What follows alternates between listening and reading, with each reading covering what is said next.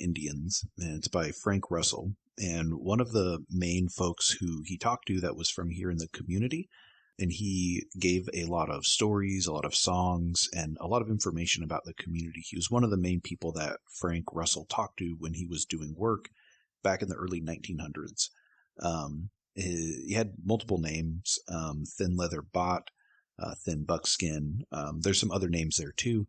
But he also was a person who gave information and gave stories with J.W. Lloyd, which is another author and anthropologist who came out into the Gila River Indian community in the early 1900s. When I first started my journey of 3D models, these models that were inspired by our history and our community, one of the things that I looked at was historical resources. When I looked at the Pima Indians, when I looked at J.W. Lloyd's Autumn Nights, and there's a bunch of other historical sources that I was reading through, a lot of them that you could find online. One of the things that I was really interested in was just looking at these folks from our past who told these stories that we can access today.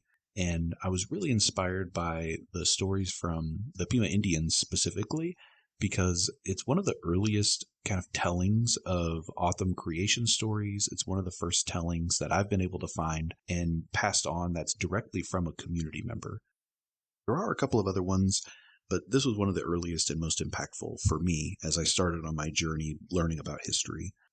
So when I originally created this model, the inspiration for the model is a picture of this Autumn man who's showing the photographer how to use a Autumn bow. But when I saw this picture, I just thought about how amazing it is that this story and this knowledge is being passed on to us throughout this book and through other resources. And none of them are perfect. The best way to learn is to go to an elder and to learn from them directly. But it was still, as someone who's just trying to start out, a really great resource for me. The actual model itself, this was the first one that we created, and it was definitely a learning process, because when I originally had thought about this project, I really thought about, is this something that's really even possible, and what is the feasibility of it? So learning what the cost was going to be, learning what the design process is, this was the first experience that I had with learning that not all models work to be printed on all printers. This model specifically is something that is really suited for resin printing, but really difficult to do when you're doing FDM printing or printing it in plastic, because it has a lot of fine details, especially the bow. The bow, even when you're printing it in resin, tends to break a lot, which is a pain. The other part that I want to talk about with this model specifically was the process of taking it out into the community for the first time.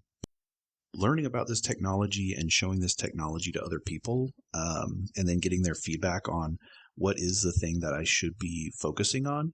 And the feedback that I got was not to focus on this individual and their specific story, but more of just what it represents, which I think is this education, this learning, and this teaching forward to future generations. And hopefully this will inspire other folks to learn more about the inspiration where this photo came from, and learn more about these stories that we have hidden through all of these many amazing books that are out there